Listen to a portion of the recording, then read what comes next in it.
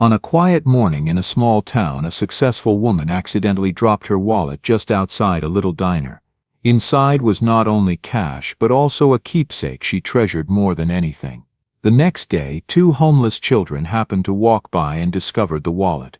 They were weak from hunger, and the money inside could have bought them their first real meal in days. Yet after a silent struggle between need and conscience, they chose to return it. When the woman finally realized her wallet was missing and rushed back to look for it, she found a small handwritten note tucked inside, and the moment she opened it and began to read, the words brought tears to her eyes. Before we continue, tell us what time it is and where you're watching from. Subscribe and hype, because tomorrow I've got something extra special for you. Margaret Sullivan was 40 years old. She woke up at 5 a.m. every morning in her Pittsburgh penthouse, towering above the Allegheny River like a fortress of glass and steel. Floor-to-ceiling windows framed the industrial skyline, cold, precise, and utterly without warmth.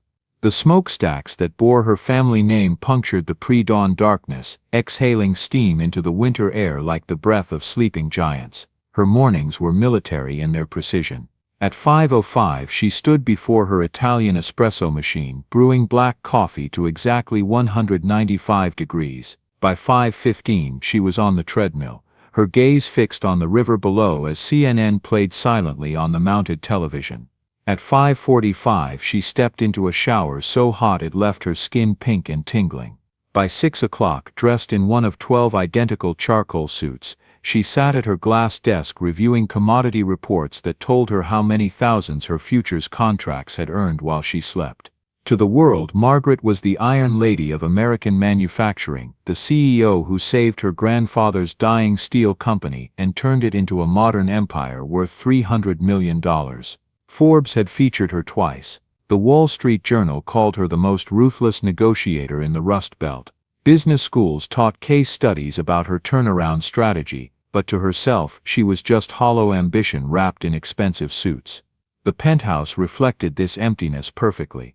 2,400 square feet of minimalist design, all sharp angles and cold surfaces. Abstract art that cost more than most people's houses hung on walls she never looked at.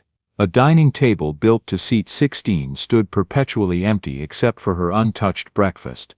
The only sound was the hum of central air and the occasional ping of her phone announcing another $1 million deal. "Good morning, Miss Sullivan," came the voice of her smart home system at precisely 6:15. "Your car will arrive in 12 minutes. The weather is 32 degrees with a chance of snow. You have 7 meetings scheduled today. Breakfast is prepared." She didn't respond, she never did. The system didn't require acknowledgement, just like everything else in her carefully controlled life. Margaret walked to the dining room where her housekeeper had left Greek yogurt with precisely measured berries and a side of whole grain toast. She ate mechanically, scrolling through her tablet, absorbing market data the way other people absorbed oxygen. Steel prices were up. Labor negotiations were progressing.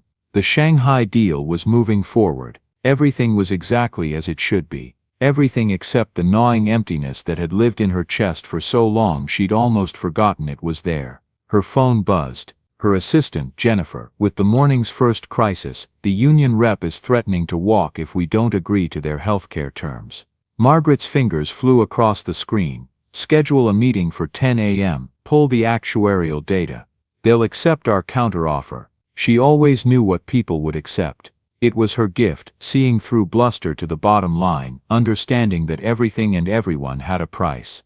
At 6:27 her driver texted that he was downstairs. Margaret grabbed her Burberry coat, her leather briefcase and her Prada wallet, soft black leather stuffed with credit cards, business cards, her driver's license, and at least $800 in cash she carried out of habit but rarely used.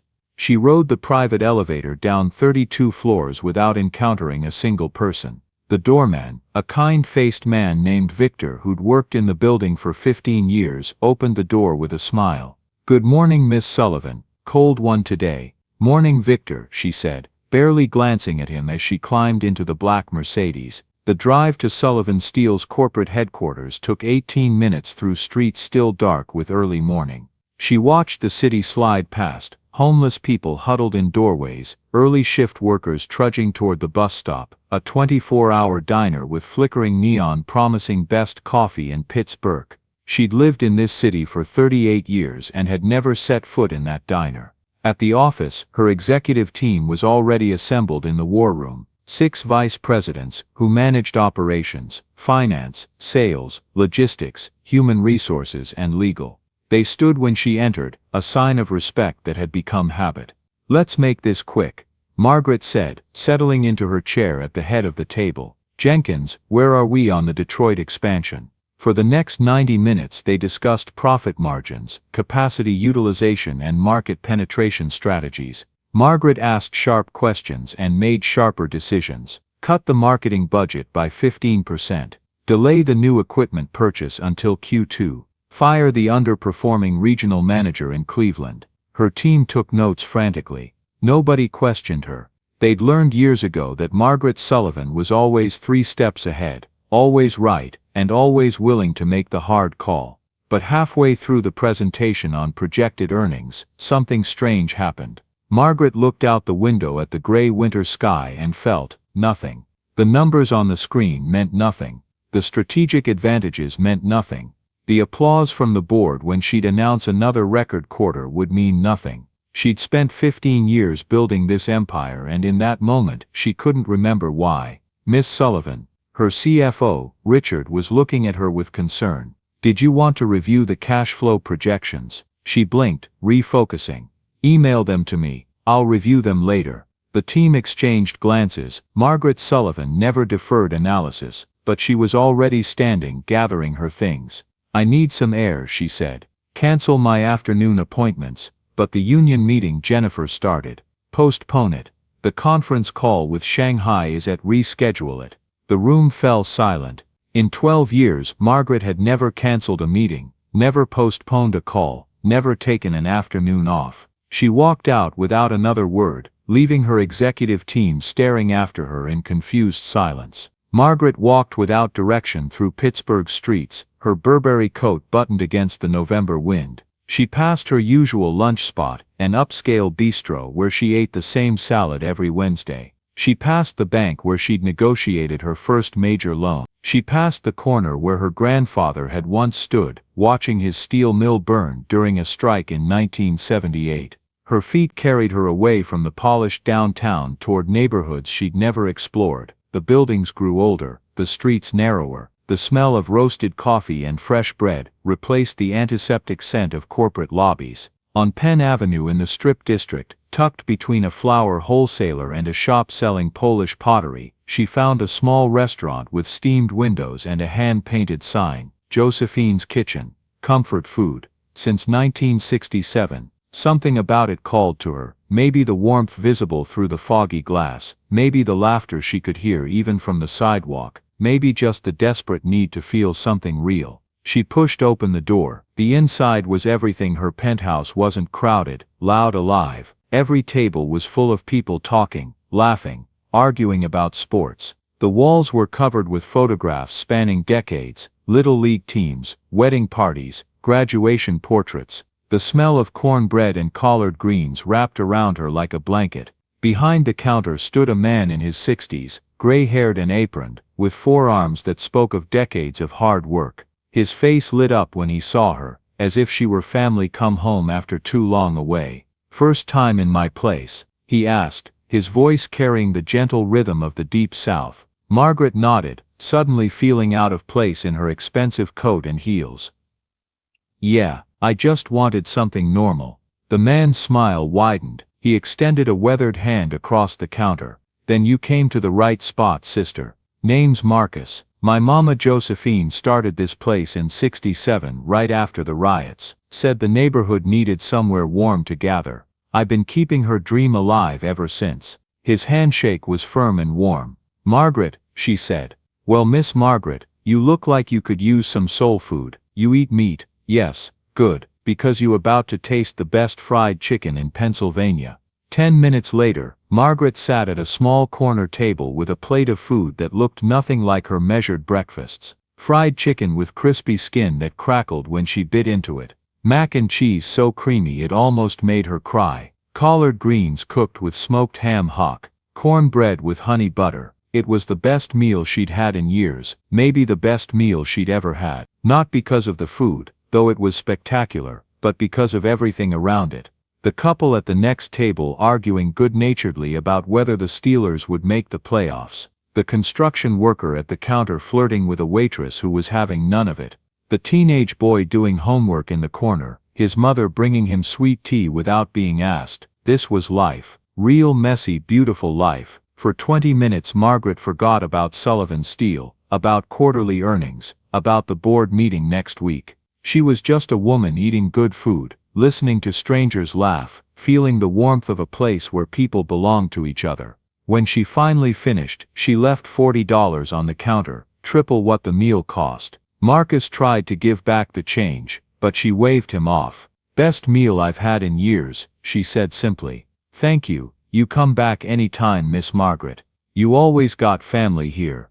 Family. The word echoed in her mind as she stepped back out into the cold November air. She walked slowly back toward downtown, her mind quieter than it had been in years. She was so lost in thought that she didn't notice her wallet slip from her coat pocket onto the wet sidewalk near the corner. She didn't notice it catch the streetlight for a moment, before sliding into the shadow of a doorway. She didn't notice that inside that wallet was her grandmother's platinum ring, the one she always kept tucked in the zippered compartment, the one set with a 2-carat diamond that had been in the Sullivan family for 3 generations. It was the ring the old woman had pressed into her hand on her deathbed, whispering, "Don't let the steel in your business turn to steel in your heart, Maggie. Promise me." Margaret had promised, but she'd broken that promise years ago. Hours later, as the city lights shimmered in puddles and the evening shift workers headed home, a boy named Caleb spotted something dark lying near the door of Josephine's kitchen.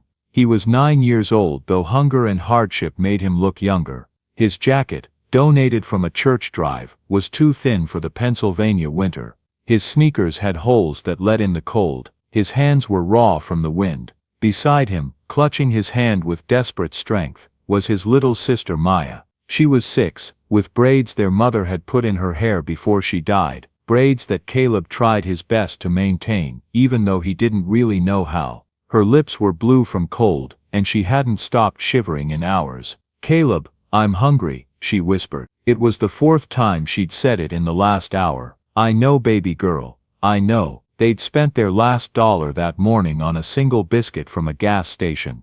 They'd split it carefully, but it was gone now, and the hollow ache in Caleb's stomach had become something he barely noticed anymore. What he couldn't ignore was the way Maya's eyes had grown hollow over the past weeks, the way she'd stopped asking about Mama, the way she'd learned to be quiet even when she hurt. That's when he saw it, a black leather wallet lying in the shadows. His heart hammered as he picked it up. It was heavy, expensive, the kind of thing rich people carried. He looked around quickly to see if anyone was watching, then opened it. His breath caught. Inside were credit cards with gold lettering, a driver's license with a woman's photo, pale skin, sharp eyes, expensive haircut, business cards that said Margaret Sullivan, CEO, Sullivan Steel Corporation, and cash. So much cash. Caleb's hands trembled as he counted. $20 bills, 50s, even a few hundreds, $840 total. "Caleb," Maya leaned closer, her eyes widening. "Is that money?" "Yeah," he whispered. "Real money, like a lot, a lot." For a moment neither of them moved. They just stared at the bills fanned out in Caleb's shaking hands. This could change everything. This could get them a motel room for weeks. This could buy food, real food, not day-old bread or whatever they could find in dumpsters. This could buy Maya medicine for the cough that had been getting worse every day. This could save them. "We should keep it," Maya said, her voice small and hopeful. "Nobody saw. We could just keep it." Caleb's throat tightened. He looked at his sister's thin face, at the shadows under her eyes, at the way her whole body trembled even though they were standing near the warm air vent from the restaurant. He opened the zippered compartment to see if there was more, and something fell out, a ring, platinum band, huge diamond, clearly expensive. He picked it up and saw engraving inside Margaret Sullivan, 1947. This wasn't just a wallet someone had dropped. This was someone's whole life. someone's grandmother's ring, someone's everything.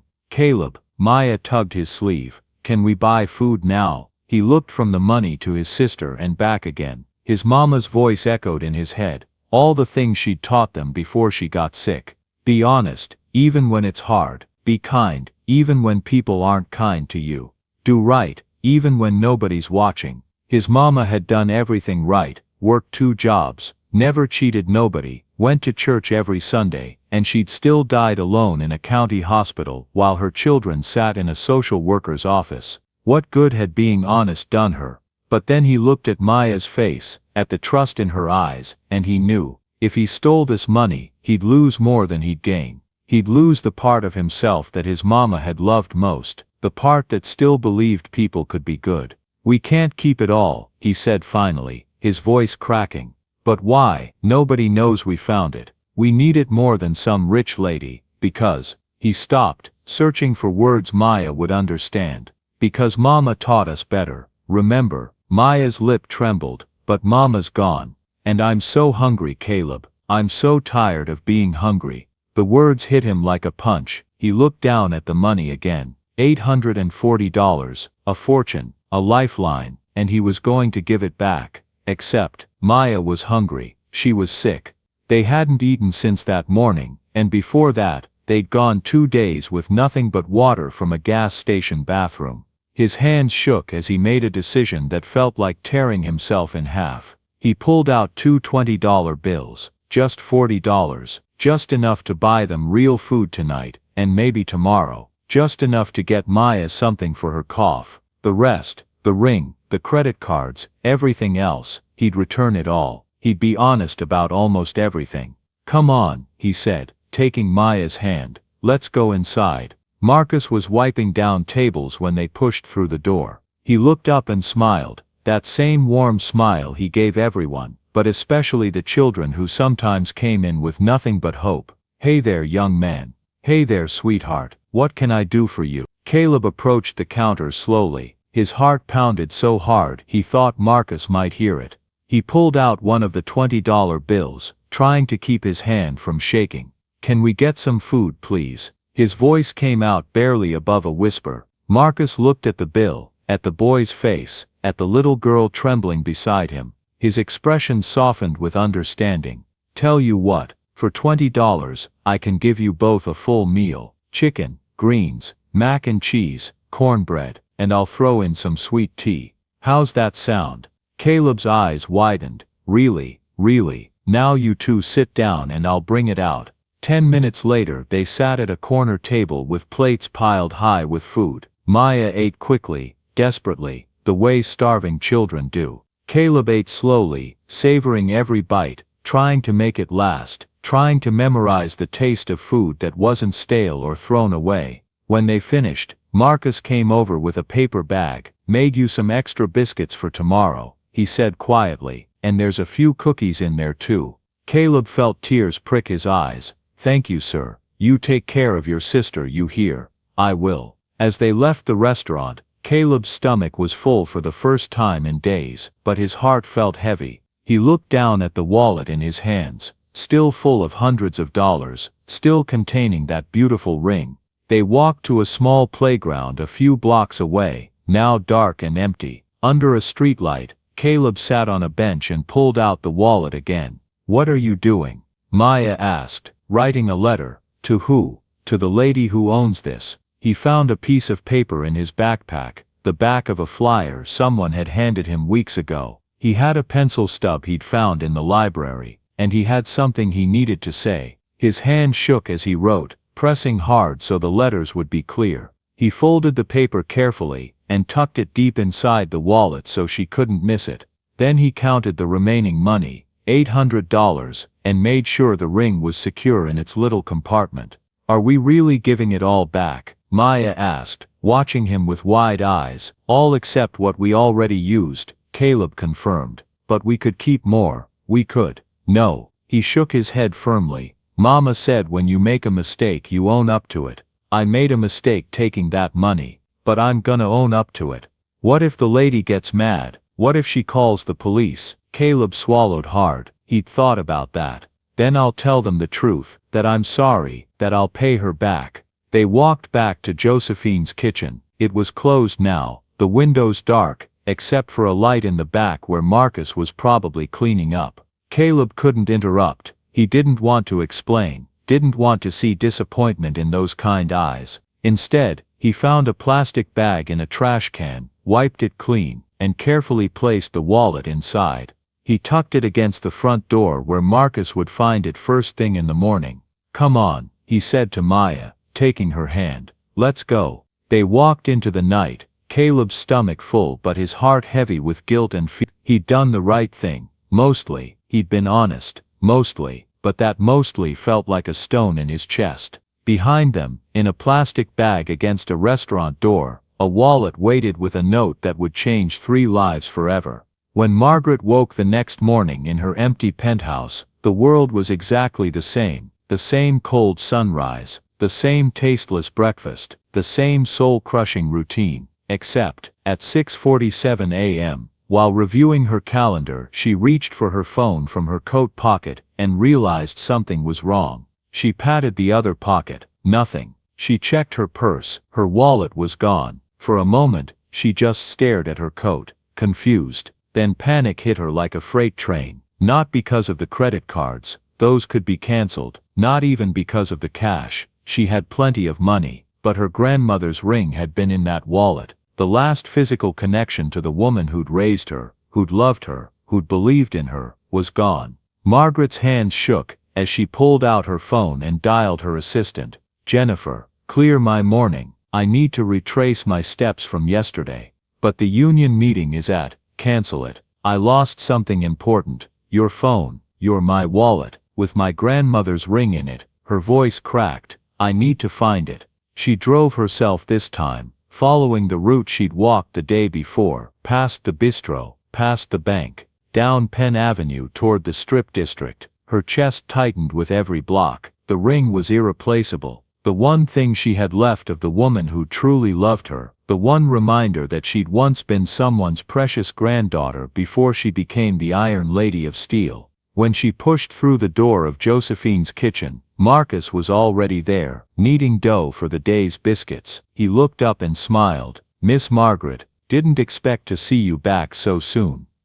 "I lost my wallet," she said, trying to keep the desperation out of her voice. "Black leather. I think I might have dropped it near here yesterday." Marcus's face shifted, understanding replacing curiosity. "I found something this morning. Let me get it." He disappeared into the back and returned with a plastic bag. Inside was her wallet. Relief flooded through Margaret, so intensely she had to sit down. "Oh, thank God, thank you. Did you find it?" "No, ma'am. Someone left it by the front door last night. Didn't see who." Margaret unzipped the wallet with trembling hands. The ring was there, safe in its compartment. She let out a shaky breath, but as she went to check the cash, she noticed the folded paper tucked inside where her bills should be. She pulled it out, her brow furrowing.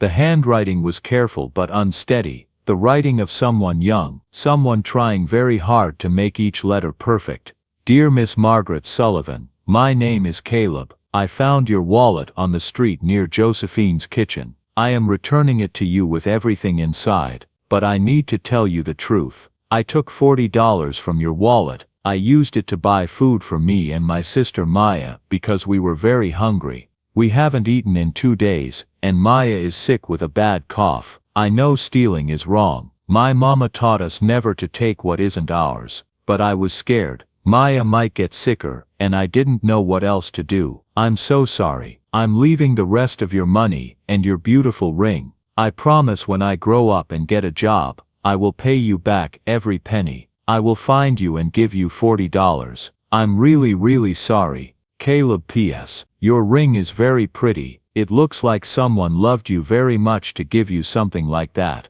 Margaret read it once, twice, 3 times. The restaurant blurred around her. Her hands shook so badly the paper fluttered. She couldn't breathe, couldn't speak, couldn't process what she was reading. A child, a hungry, desperate child, had found $840 and taken only $40, had found a ring worth thousands and returned it untouched, had committed what he clearly thought was a terrible crime, and then confessed, in writing, with an apology and a promise to repay. When was the last time anyone in her world had been that honest? When was the last time she had been that honest? Her vision blurred with tears, real tears, not the polite tears she'd shed at charity galas, or the frustrated tears she'd choked back during brutal board meetings. These were the kind of tears that came from somewhere deep and broken inside, the kind that hurt coming out. "Miss Margaret." Marcus's voice was gentle. "You okay?"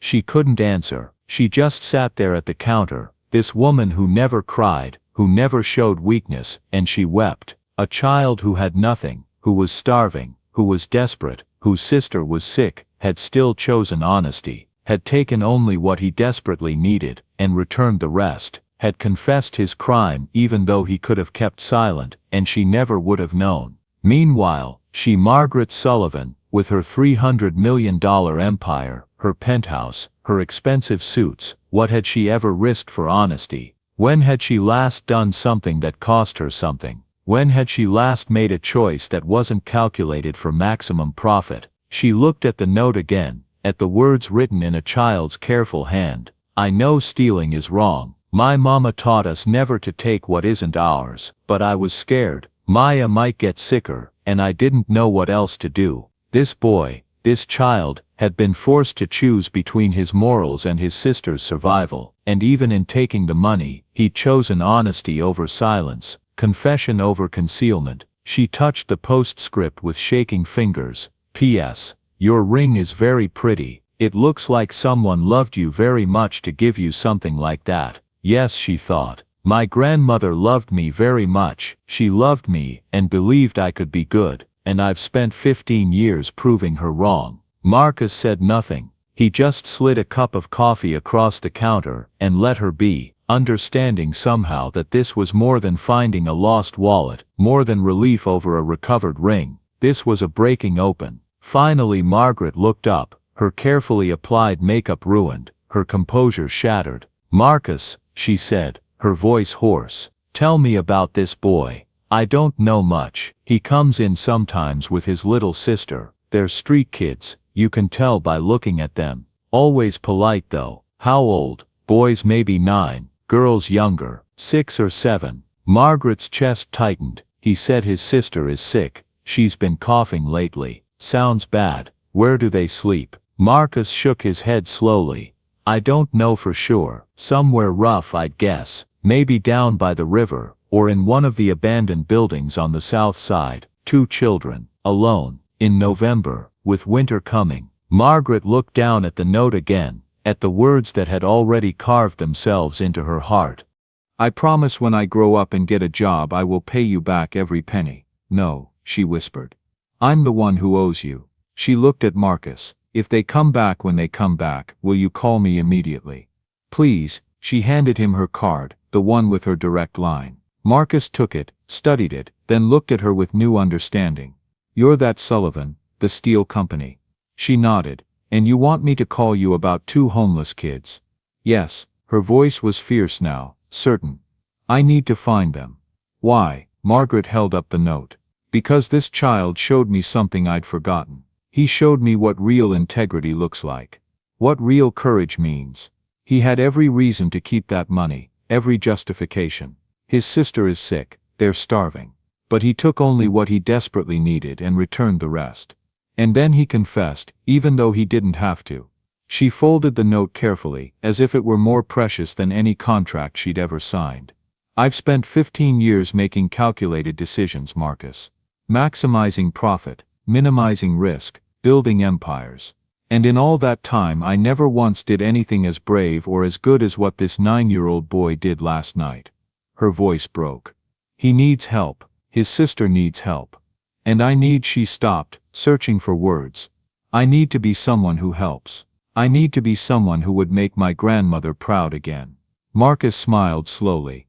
"I'll call you if I see them." Margaret stood, pulling out her wallet, the one Caleb had returned. She placed $500 bills on the counter. "That's too much for—" Marcus started. "It's not payment," Margaret interrupted. "It's an investment. The next time those children come in hungry, feed them. Feed anyone who comes in hungry. And when this runs out, call me for more. She walked out into the cold morning, clutching the note like a lifeline. In her car, she sat for a long moment before starting the engine. She read the note one more time, her eyes lingering on each word. This was it. This was the moment everything changed. She pulled out her phone and called Jennifer. Cancel everything for the next week. What? Miss Sullivan, you can't. The Shanghai deal. They can wait, or they can't. I don't care. Are you okay? Margaret looked at the note in her hand. At the words written by a child who had nothing but still chose honor. No, she said honestly. But I'm going to find these children. And then I'm going to figure out how to be the kind of person who deserves to have met them. She hung up and sat there in the morning cold, a plan forming in her mind. Not a business plan, not a strategic acquisition. A plan to find 2 children in a city of 300,000 people. A plan to do something right. For the first time in 15 years, Margaret Sullivan wasn't thinking about profit margins or quarterly earnings. She was thinking about a boy named Caleb, who'd shown her what it meant to be human. And she was going to find him if it took everything she had. The next morning, Margaret returned to Josephine's kitchen with a sense of purpose she hadn't felt in years. Marcus looked up when she walked in, recognizing her immediately. Miss Margaret, you came back. I need your help, she said, pulling out the note. The children who left this, do you remember what they looked like? Marcus wiped his hands on his apron. His expression thoughtful. Yeah, I remember them. Boy was maybe 9-10 years old.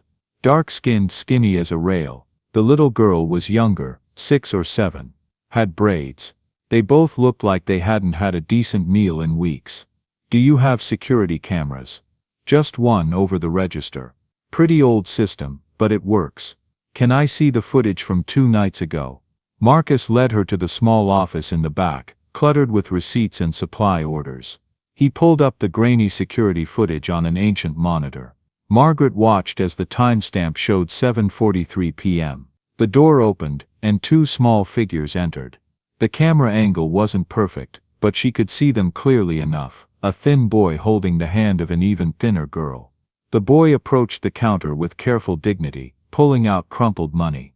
She watched Marcus serve them, watched the children eat slowly, savoring every bite. Watched the boy split the food carefully, making sure his sister got more. When they left, the boy looked back once, as if memorizing the warmth of the place. Can you make me a copy of this? Margaret asked, her voice tight with emotion. Sure, but it's pretty grainy. You really think you can find them from this? I have to try. Marcus burned the footage to a DVD, then looked at her seriously. Miss Margaret, can I ask you something? Why do you care so much? You're a wealthy woman. You could just cancel your credit cards, write off the $40, and move on with your life. Margaret pulled out the note again, reading it for what must have been the 50th time, because this child was starving and desperate, and he still chose honesty. He confessed to something he didn't have to confess to. That kind of integrity, her voice caught. That's rarer than any diamond. And if a child living on the streets can be that honest, then I should be brave enough to find him and help him. Marcus studied her for a long moment, then nodded. Okay, I'll help you look. I know this neighborhood, I know the people, and I know where street kids sometimes hide. You would do that? Miss Margaret, I've been feeding hungry people for 40 years, but finding them, helping them before they get to the point where they need feeding, that's even better. He untied his apron. Give me an hour to get my nephew to cover the lunch shift, then we'll start searching. Margaret went back to her penthouse and made a series of phone calls. First, to Richard Chen. Richard, I need you to hire a private investigator. The best one you can find. I need information on homeless children in Pittsburgh, where they congregate, where they sleep, what resources exist for them. Margaret, what's going on? Just do it. And Richard, I'm taking a leave of absence from the company. Effective immediately. You can't just I can, and I am. You're acting CEO until further notice. The board will receive my formal letter by end of day. She hung up before he could protest further. Next she called her head of security, a former police officer named David Torres. David, I need you to clear your schedule for the next week. Maybe more. What's the assignment, Miss Sullivan? We're looking for 2 children. They're homeless, possibly living on the streets or in abandoned buildings. I have security footage and descriptions. Miss Sullivan, if children are in danger we should contact. No police. Not yet. These kids ran away from the foster system. If we call the authorities, they'll scatter and we'll never find them. I need to find them first, make sure they're safe. David was quiet for a moment. Okay, I'll need the footage and any other information you have. And Miss Sullivan, we're not going into abandoned buildings or homeless camps without backup. I'll bring 2 of my team. Whatever you think is necessary, I just need to find them. That afternoon, Margaret, Marcus, David, and 2 security officers began a systematic search. Marcus took them first to the shelters he knew. At the North Side Mission, Sister Catherine listened to their description and shook her head sadly. Street kids avoid shelters. They're afraid of being separated, sent to different foster homes. If that boy is protecting his sister, he'll stay away from any official help. Where would they go? Margaret asked. Sister Catherine pulled out a worn map of Pittsburgh, marking areas with a red pen. These are the camps I know about. Under bridges, in abandoned buildings, in the old industrial areas. But they move around, especially when police do sweeps. She looked at Margaret carefully. You really care about finding these kids, don't you? More than I've cared about anything in a very long time. Sister Catherine handed her the map. Then God bless you, and be careful. Some of those areas aren't safe, especially after dark. They spent 3 days searching systematically. David drove while Margaret and Marcus sat in the back of the SUV scanning the streets. They stopped at every soup kitchen, every free clinic, every place Marcus knew that served the city's invisible population. At each stop, Margaret showed the security footage on her tablet. Have you seen these children? Some people looked away, distrustful of the well-dressed woman and her security team. But Marcus's presence helped. People knew him, trusted him. A woman at a food bank squinted at the footage. Yeah, I seen them. Week ago maybe. The boy was asking about free clinics for his sister. She was coughing real bad. A man selling newspapers on a corner nodded. Seen him under the hot metal bridge. But that was days ago. They move around. Each sighting was a piece of the puzzle, but always days old, always just missed. Margaret felt frustration building. The children were out there somewhere, and every day that passed was another day they were in danger. On the 4th day they visited the railroad yard. It was a vast maze of abandoned tracks and rusted freight cars. David parked the SUV at the entrance. Miss Sullivan, we should be systematic about this. We'll split into 2 teams. Stay in radio contact. They walked through the yard, calling out. Caleb, Maya, we're not here to hurt you, we just want to help. Their voices echoed off metal and concrete, swallowed by the industrial wasteland. In one freight car, they found evidence of recent occupation, a makeshift bed of cardboard, some empty food wrappers, a child's drawing on the wall done in crayon. Margaret's heart clenched. They were close. They were here, Marcus said, examining the cardboard. Recently, maybe yesterday. Then where are they now? Margaret asked desperately. David's radio crackled. Sir, we found something. Northwest corner, boxcar number 347. They hurried over. Inside the boxcar, one of David's team held up a small stuffed rabbit, worn and dirty. There's fresh footprints in the dust, he said. Child-sized, 2 sets, but they're not here now. Margaret took the rabbit gently, holding it like a sacred object. This belonged to Maya, the little girl from the security footage, who'd held her brother's hand so trustingly. We'll find them, David said firmly. They're in this area, we just need to keep looking. But as the sun set, they had to abandon the search for the day. It wasn't safe to navigate the railroad yard in darkness, even with flashlights. Margaret clutched the stuffed rabbit all the way home, refusing to put it down.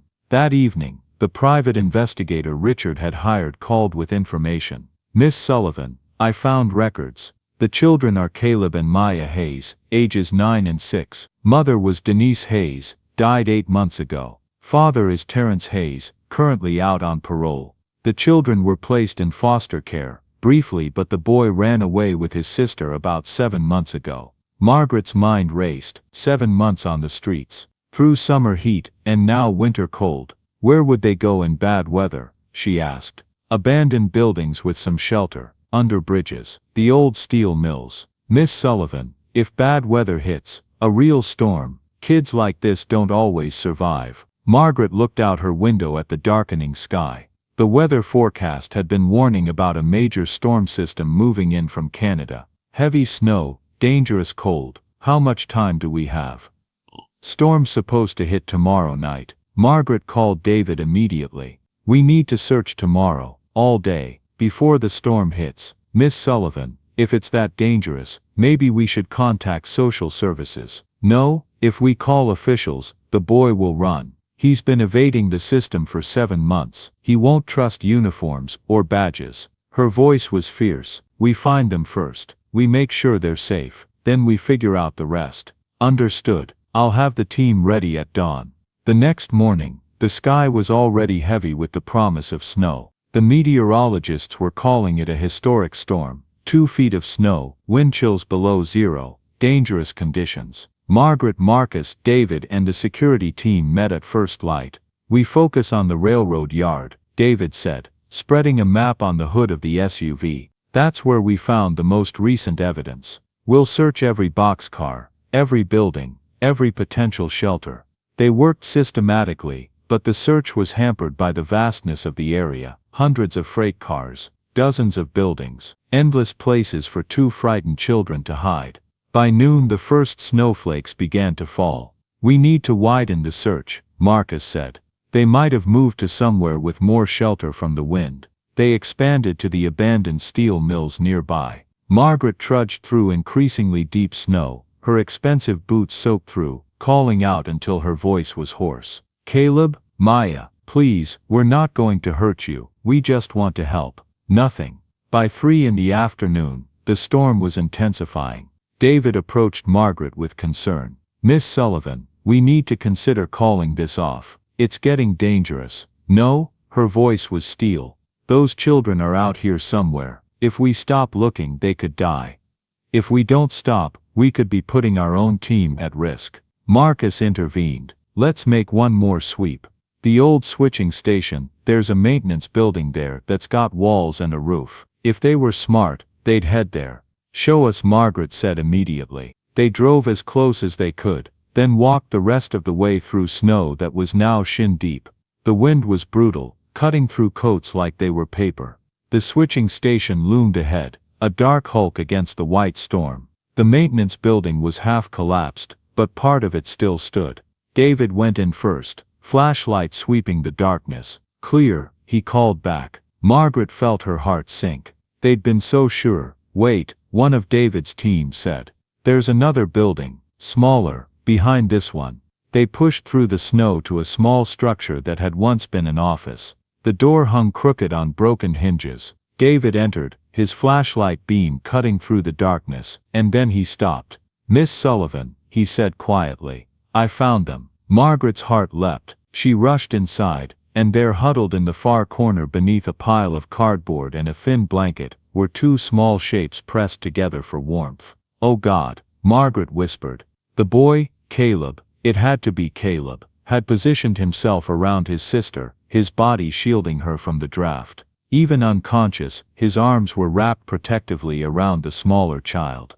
Caleb, Margaret said softly, approaching carefully. Caleb, we're here to help. The boy stirred, then jerked awake, his eyes wide with fear. He pulled his sister closer, positioning himself between her and the strangers. Who are you? Stay back. My name is Margaret Sullivan, she said gently, kneeling down. You returned my wallet, do you remember? In the beam of David's flashlight, she could see recognition flicker across his face, followed immediately by fear. I'm sorry about the money, I was going to pay you back. Please don't call the police. Caleb, stop. Margaret held up her hands, showing she meant no harm. I'm not here about the money, I'm here because you and your sister need help. We're fine. But his voice shook, betraying the lie. Behind him, Maya began to cough. a terrible wet sound that rattled in her chest. Your sister is sick, Margaret said gently, very sick, and there's a bad storm coming. Please, let us help you. If we go with you, they'll split us up. They'll send us to different homes. His voice cracked with desperation. I won't let anyone take her from me. Marcus stepped forward, his kind face visible in the flashlight beam. Son, you remember me, from the restaurant? Caleb nodded hesitantly. You trusted me enough to leave that wallet at my door. Can you trust me now? This lady, she's been looking for you for days. She just wants to help. Maya coughed again, her small body convulsing. Caleb's face crumpled with fear. She's really sick, he whispered. I've been trying to keep her warm, but I know, Margaret said, her voice breaking. You've done everything you could. You've been so brave, Caleb, but now you need to let us help. Your sister needs a doctor, right now. She could see the war on his face, fear battling against desperation, distrust fighting with the knowledge that Maya was getting worse. Finally, he nodded. Okay, but if you try to separate us, we won't, Margaret promised. I give you my word. David moved forward carefully, and scooped Maya into his arms. The little girl was burning with fever, barely conscious. Margaret wrapped her own coat around the child, then helped Caleb to his feet.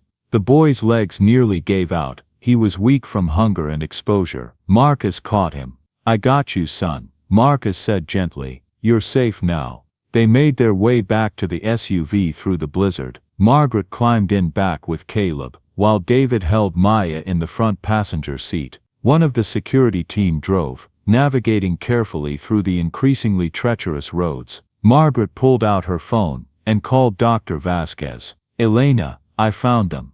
The little girl is critical. High fever, respiratory distress. We're bringing her to your clinic now. I'll be ready. Drive carefully. Caleb sat rigid beside Margaret, his eyes never leaving his sister. Is she going to die? He asked, his voice small and terrified. No, Margaret said firmly, taking his hand. We got to her in time.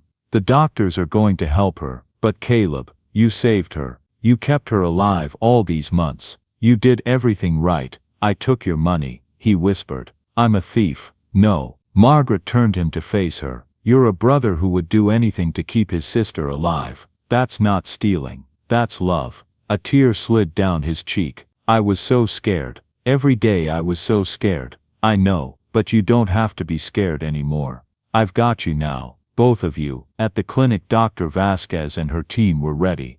They rushed Maya inside while Caleb tried to follow, his legs giving out. David caught him. Easy, son. Let the doctors work. They set Caleb up in a recovery room with warm blankets and hot soup. A nurse checked his vitals. Dehydrated, malnourished, mild hypothermia, but stable. Through the window they could watch the medical team working on Maya. Oxygen mask, IV fluids, warming blankets, antibiotics. Caleb stood at the glass, his hands pressed against it, his breath fogging the surface. Margaret stood beside him, one hand on his shoulder. After what felt like hours, Dr. Vasquez emerged. Her face was grave but not hopeless. She has severe pneumonia and dangerous dehydration. Her temperature is 104.3, but you got her here in time. With intensive care she'll recover. Caleb's legs gave out. He sank to the floor and sobbed, great heaving sobs that shook his entire body. All the fear, all the responsibility,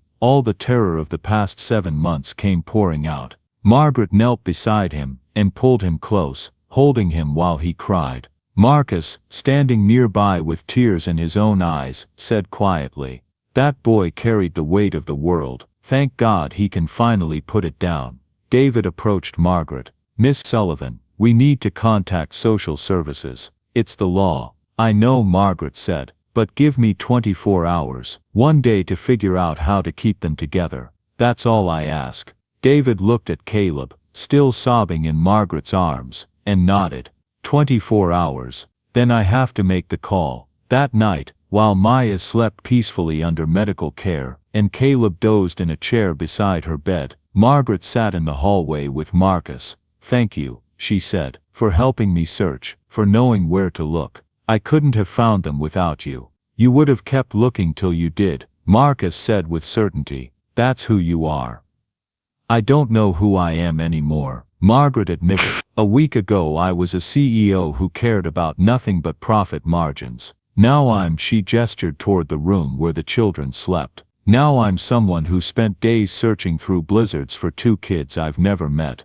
You're someone who read a note and let it change you, Marcus said simply. That's rare, Miss Margaret. Most people read something like that, feel bad for 5 minutes, then go back to their lives. You let it crack you open. Margaret looked at the note, now protected in a plastic case in her purse. This note saved my life, and now I'm going to save theirs. Whatever it takes. She pulled out her phone and started making calls. To Richard Chen, to her lawyers, to everyone she knew who might help her navigate the system and keep these children together. By morning she had a plan. It wasn't perfect, but it was a start, and for the first time in years, Margaret Sullivan was fighting for something that truly mattered. 3 days later, while Caleb and Maya were still recovering at the clinic, Dr. Vasquez requested a private meeting with Margaret.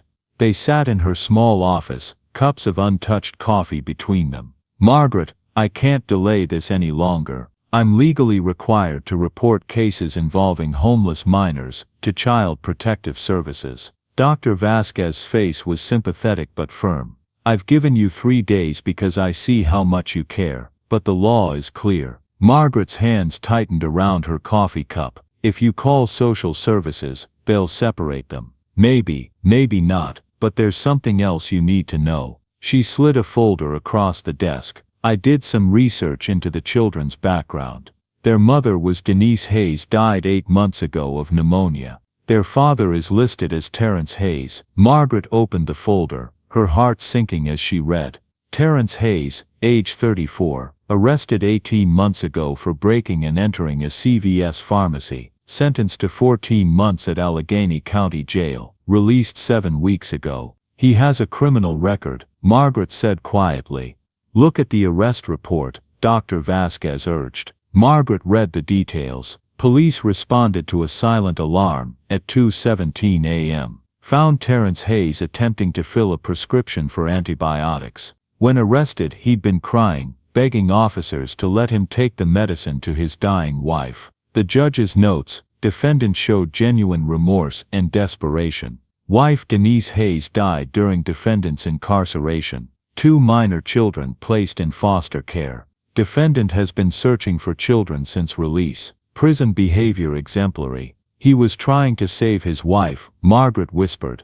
Just like Caleb took $40 to save his sister, Dr. Vasquez said gently. Desperate love makes people do desperate things. Margaret thought about Caleb's note. I know stealing is wrong. My mama taught us never to take what isn't ours, but I was scared Maya might get sicker and I didn't know what else to do. Father and son, both driven by the same desperate love. Does he know where they are? Not yet, but according to social services, he's been searching every day since his release. Every shelter, every soup kitchen. He's working 2 jobs, saving for an apartment where he can bring his children home. Margaret stared at the file. Part of her had hoped the children were truly alone, that keeping them would be simple. But life was never simple. Where is he now? Dr. Vasquez handed her an address. Halfway House in McKeesport, works at Donnie's Auto Repair on 5th Avenue. Margaret looked at the address for a long moment.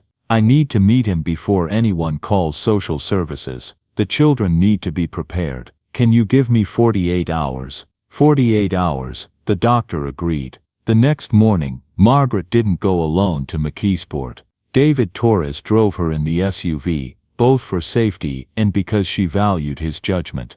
Donnie's Auto Repair was an honest working-class garage that smelled of motor oil and hard work. The bell chimed when they entered. A heavy-set man in coveralls looked up. Help you folks. I'm looking for Terrence Hayes, Margaret said. The man's expression became guarded.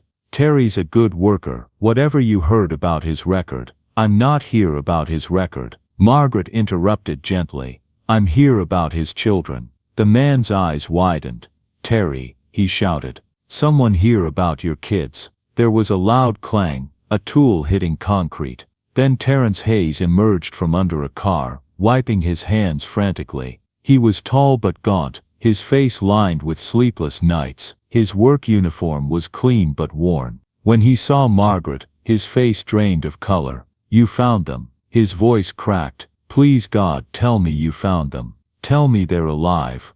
They're safe," Margaret said quickly. "Both of them. They're being cared for at a private medical clinic." Terrence's legs gave out. He grabbed the workbench, his whole body shaking. "They're alive. They're really alive. They're alive." Maya was very sick, pneumonia, but she's recovering. Caleb is exhausted and malnourished, but he's going to be okay. Terrence put his face in his hands and sobbed, huge wrenching sobs that shook his entire frame. Margaret waited, letting him process. When he finally looked up, his face was wet with tears and hope. "Can I see them? Please. I know I don't deserve it, but please, I just need to see that they're okay." "Let's talk somewhere private," Margaret suggested. In the small break room, Margaret told him everything. The wallet, the note, the days of searching, finding them in the storm. "He wrote you a note." Terrence's voice was thick with emotion. "Confessing to taking $40. He thought it was a terrible sin," Margaret said, showing him the protected note. Terrence read it with tears streaming down his face. "That's my boy. That's Denise's boy. She taught them to be honest no matter what." And he remembered. Even after everything, he remembered. He looked at Margaret with desperate eyes. "Miss Sullivan, I know what you must think of me. I made a terrible choice. I broke the law. I destroyed my family trying to save it. Tell me what happened." Terrence took a shaky breath. "Denise got sick. The doctor said she needed antibiotics. They cost $800. His hands clenched. "We had no insurance. I was working construction, barely making rent. I begged everyone, the pharmacy, the doctor, strangers. Nobody would help. So you broke into the pharmacy at 2 in the morning. I thought I could get what she needed and leave money later, but the alarm went off." He wiped his eyes. "The cops came. I begged them to let me take the medicine to Denise. They arrested me anyway, and your wife died while you were in jail. 3 weeks later, alone." His voice was hollow. "The kids were already in foster care, and I was sitting in a cell knowing everything I did to save her had only made things worse. Caleb ran away with Maya. He took her from foster care because they were going to separate them." Terrence's face crumpled. "My boy. He's 9 years old, Miss Sullivan, and he's been living on the streets, taking care of his baby sister because I failed them." "You didn't fail them. You loved them. You made a desperate choice out of that love." "Can I see them? I've been looking for 7 weeks. Every single day. I thought he couldn't finish." "You thought they were dead," Margaret said softly. He nodded. Margaret studied him carefully. She saw guilt and grief, but also a father who'd paid dearly for his mistake, and spent every day since trying to make it right. "Yes," she said finally. "You can see them. But Mr. Hayes, you need to understand, Caleb is very angry. He blames you for everything. This won't be easy. I know, I deserve that. And Maya might not even remember you." The pain on his face was unbearable. "I know that too. Come with me, but let me prepare them first." Back at the clinic, Margaret found Caleb sitting beside Maya's bed, reading her a picture book. "Caleb, can we talk outside?" The boy's face immediately became guarded. "Is something wrong?" "No. I just need to tell you something important." In the hallway, Margaret knelt down to his eye level. "Caleb, I found your father." The boy went absolutely still. All color drained from his face. "No, he's been looking for you. Every day since he got out of prison. He wants to see you." "No." Caleb's voice rose, sharp with panic. "I don't want to see him. He left us. Mama died because he wasn't there. We had to live on the streets because he wasn't there. I know you're angry, you don't know anything." Tears streamed down his face. "You don't know what it was like. Watching Mama die, being taken by strangers, running away, sleeping in boxcars, being so hungry I thought about eating garbage, being scared every single night." His voice broke into sobs. "Where was he? Where was our father when we needed him?" Margaret pulled him close, holding him while he cried. "You have every right to be angry," she said softly. "What happened to you wasn't fair. You had to grow up too fast. So why do I have to see him? Because he's your father. And somewhere deep down you might need to know that he never stopped loving you, that he's been searching for you just as desperately as you've been trying to survive. She looked into his tear-streaked face. I'm not asking you to forgive him, but maybe you could let him see that you and Maya are alive. If after that you never want to see him again, that's your choice. But he deserves to know his children survived. For a long moment Caleb said nothing, then so quietly, okay, but I'm not calling him Dad. That's fair. 30 minutes later, Terrence Hayes stood outside Maya's room, unable to make himself walk through. Margaret stood beside him. Are you ready? No, but I need to do this anyway. She pushed open the door. Maya was coloring. Caleb sat rigidly beside her bed.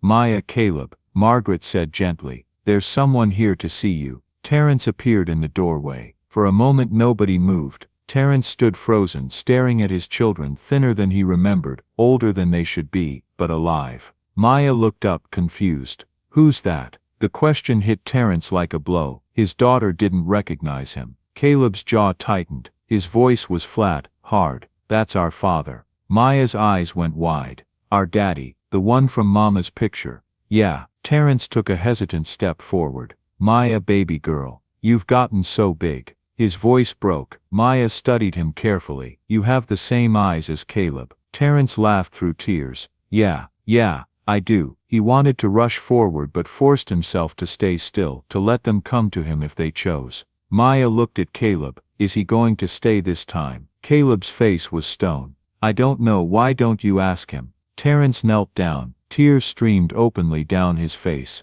I know I left you. I know sorry isn't enough, but I need you to hear this. Every single day I was locked up, I thought about you. Every day since I got out, I've been looking for you. He looked at Caleb. Your mama got sick and I tried to save her. I broke into that pharmacy because I was desperate, but I got caught, and everything fell apart. And you paid the price for my mistake. We almost died, Caleb said flatly. Maya almost died 3 days ago because we were sleeping in a train yard in a blizzard. Where were you then? Terrence flinched. I was looking for you. I went to every shelter. I made flyers with your pictures. Ask anyone downtown. They know me as the man looking for his kids. I was looking, son, but I couldn't find you. And I have to live with that. Don't call me son. You gave up that right.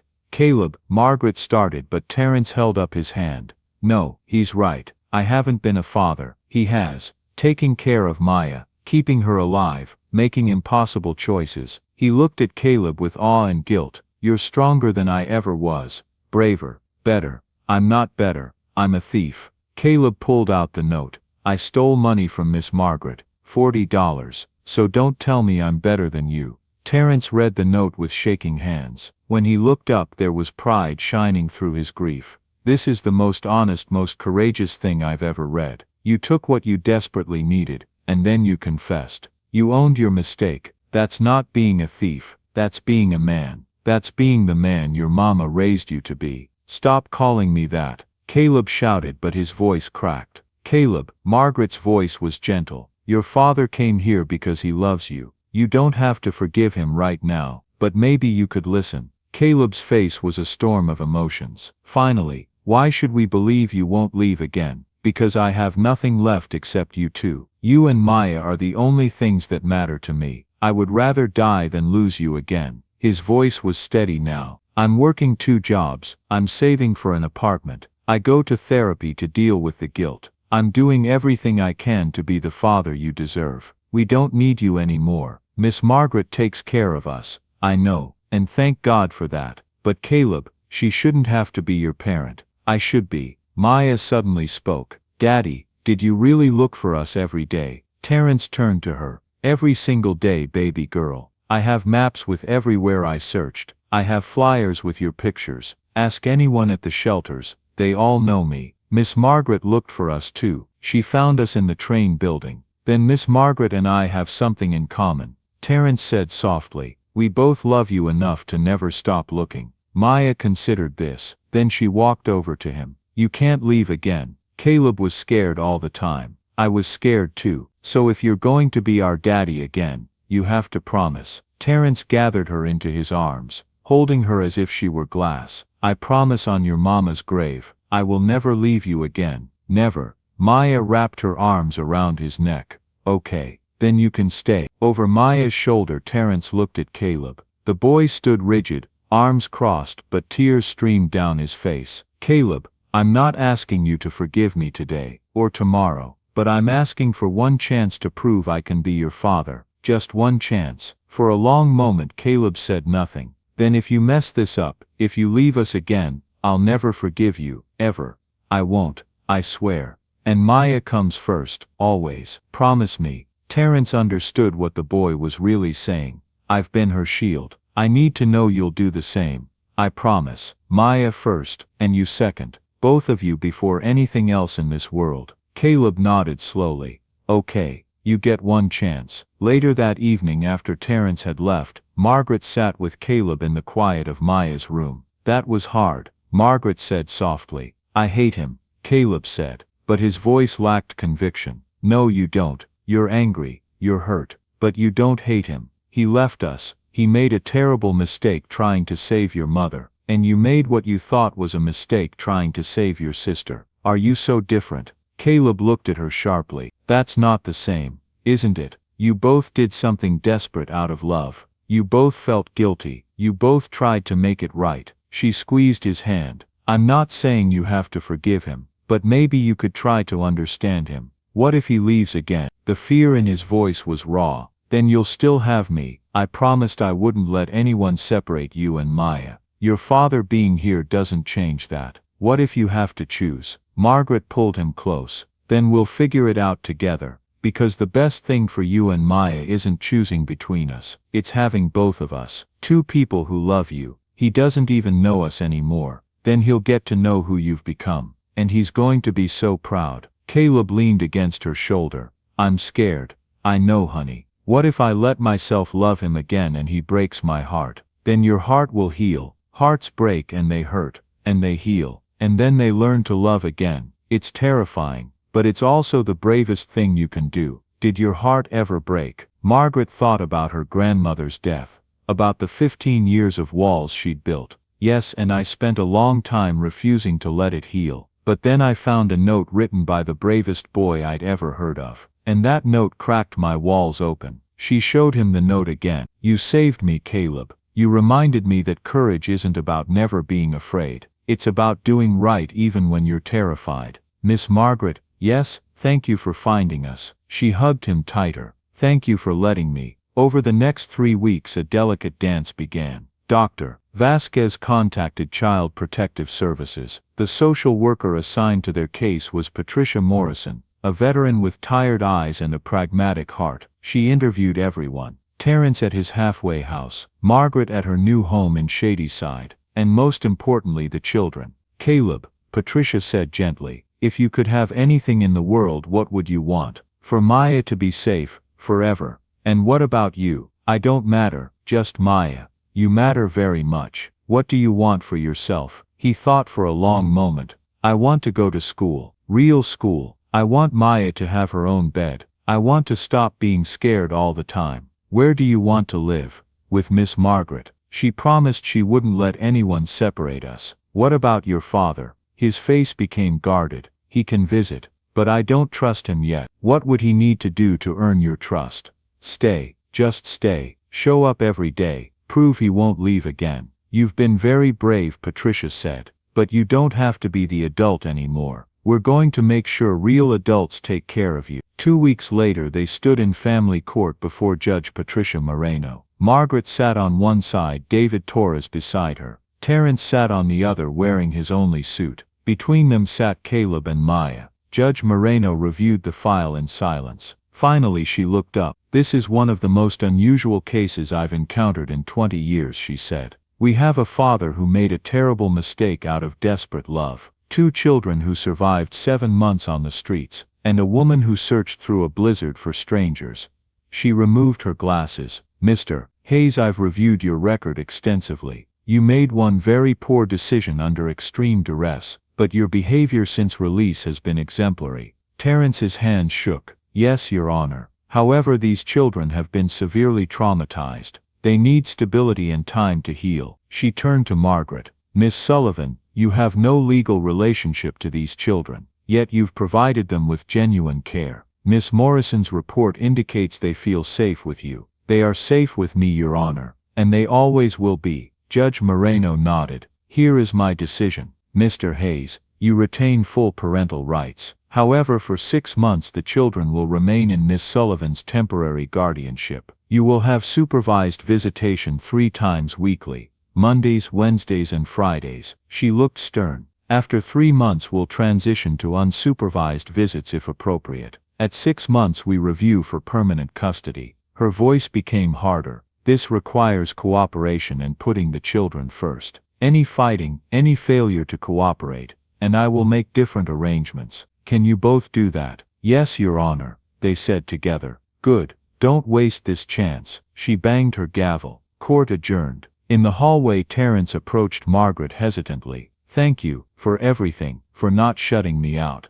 They're your children. I'm not trying to replace you. I know, but you could have. You have money, resources, lawyers, but you didn't fight me. Margaret looked at the children with Patricia. That's not what they need. Maya needs her father, and Caleb needs to see that adults can keep promises. She faced him directly. So here's what's going to happen. You're going to show up, every visit, early, not late, consistent. You're going to prove to that boy that he can finally be a child again. I will, I swear. Good, because if you let them down again, her voice turned to steel, you'll have me to answer to. Terence met her gaze. I believe you, and you won't have to. I'm not leaving my kids again, ever. The routine they established was careful and deliberate. Margaret's house in Shadyside became home. She enrolled them in Shadyside Academy. She took them to doctors, dentists, therapists. She learned to braid Maya's hair and help Caleb with homework. Her expensive art was replaced by children's drawings. The silence was replaced by laughter and thunder of small feet. Terence came every Monday, Wednesday and Friday at 3:45 p.m., always 15 minutes early. At first visits were awkward, but slowly things changed. He brought Maya a doll that had belonged to their mother. He taught Caleb how to change oil. He came to Maya's dance recital and Caleb's science fair. Every single visit he showed up. 6 weeks in, Caleb said, "Dad, can you help me with this problem?" It was the first time he'd called him Dad since before the arrest. Terence's eyes filled with tears, but he kept his voice steady. "Sure, son, let me see." Margaret at the stove had to turn away, her own eyes wet. 3 months later, Judge Moreno approved unsupervised visitation. The first weekend the children stayed at Terence's new apartment. Margaret paced anxiously. She texted everything okay. Terence sent a photo, both children asleep on his couch. Maya's head on Caleb's shoulder. "Everything's perfect. Thank you for trusting me." Margaret sat down and cried. David found her. "You're not losing them, you're sharing them. That's the most generous thing you could do. It hurts. Love always hurts a little. But those kids aren't going anywhere. You're family now. That doesn't change." The next morning Terence brought them home. They burst through the door with stories. Maya threw her arms around Margaret. "We missed you." Caleb smiled. A real smile. "Dad said we can go to the zoo next weekend. Can you come too?" Margaret looked at Terence, surprised. He shrugged, embarrassed. "I thought it might be nice, all of us together."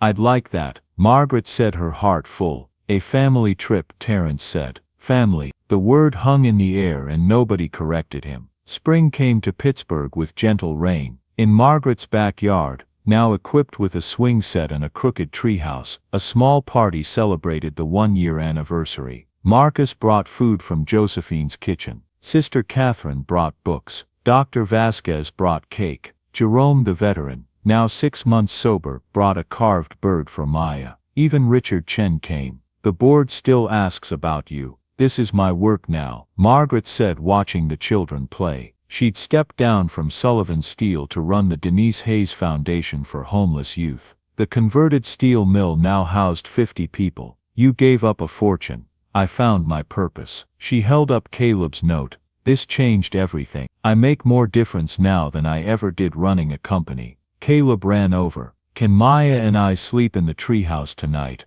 It's a school night. Please, it's our anniversary." She smiled. "Okay, but homework first thing tomorrow." Later Terence approached. I'm moving to a bigger place next month. Can we do week on week off? Margaret felt the pang but smiled. Perfect. They need more time with their father. You're their bonus mom. That doesn't change. That evening, Margaret stood at her window, watching the treehouse glow with flashlights. Terence texted, "We raised good kids, couldn't have done this without you." She smiled and read Caleb's note one more time. Her grandmother would be so proud. This was her legacy now. Not buildings with her name, but 2 children who were safe, loved, and would never sleep in a boxcar again. 5 years later, 14-year-old Caleb stood at his 8th grade graduation, giving the student speech. "The most important thing I learned didn't happen in school," he began. "When I was 9, living on the streets with my sister, I found a wallet with $840. I could have kept it all. But my mother taught me that being poor doesn't mean being dishonest." He held up the laminated note.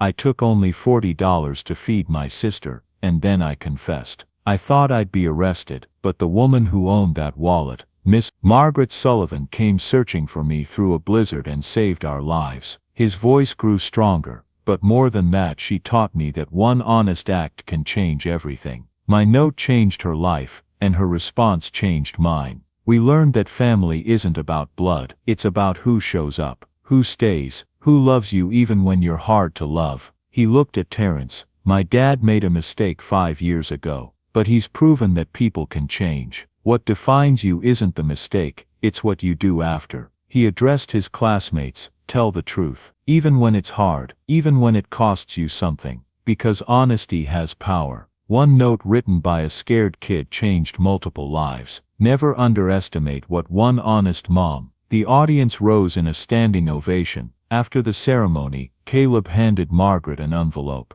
Inside was $40 and a note. "Dear Miss Margaret, 5 years ago, I promised to pay you back. This is from my first paycheck working at Dad's garage. I'm keeping my promise, but I can never really repay you, not for saving us, giving us family, teaching me that love is bigger than blood. Thank you for seeing me when I was invisible. Love, Caleb. P.S. Your grandmother would be very proud of you." Margaret pulled him into a fierce hug, tears streaming. "You already paid me back 1,000 times over. You gave me purpose. You gave me love. You gave me a family. I'm proud to be your kid. You'll always be mine. Both of you. Where it counts in here." She touched her heart. They stood there, this woman and this boy who'd saved each other, surrounded by family built from broken pieces. The power of one note in the end. What began as a story about a returned wallet became a testament to the transformative power of truth. Caleb didn't have to confess to taking that $40, but he chose honesty over secrecy, courage over safety, truth over convenience. And that choice saved 3 lives. What this story teaches us: truth has power. Even when honesty makes us vulnerable, telling the truth matters. Caleb's confession wasn't weakness, it was courage. Small acts create massive change. Taking $40 instead of $800 seemed small. Writing a note seemed insignificant, but that note changed multiple lives forever. Family is built, not born. Margaret, Terence, Caleb, and Maya aren't a traditional family, but they're a real family, bound by choice, by showing up, by loving through the hard parts. Redemption is possible. Terence made a terrible mistake, but he didn't let that mistake define him. He fought to make it right. People can change. Real wealth isn't measured in money. Margaret gave up her CEO position and her empty penthouse for a house full of laughter and purpose. She's never been richer. Courage isn't the absence of fear. Caleb was terrified when he wrote that note. He did it anyway. That's real courage. In a world where honesty is often seen as a liability, Caleb's note reminds us, the truth still matters, integrity still counts, and one person's courage to be honest can change everything. What would you do if you found $840 and you were starving? Would you keep it all, take some and stay silent, or be brave enough to confess? And if a desperate child confessed to you, would you see a criminal? Or would you see a brave boy protecting someone he loved? That's the legacy of a note. That's the power of truth. One honest confession, one relentless search, one chance to do things differently. That's all it takes to change the world. If this story touched your heart, please share it. Subscribe to our channel for more stories that remind us of our shared humanity. Leave a comment about which moment moved you most. Thank you for spending time with Caleb, Margaret, and their family. May their story inspire you to be honest when it's hard, generous when it's costly, and loving when the world says to look away. Because in the end we're all looking for the same thing: connection, purpose, and proof that one person's courage can still change everything. Join us to share meaningful stories by hitting the like and subscribe buttons. Don't forget to turn on the notification bell to start your day with profound lessons and heartfelt empathy.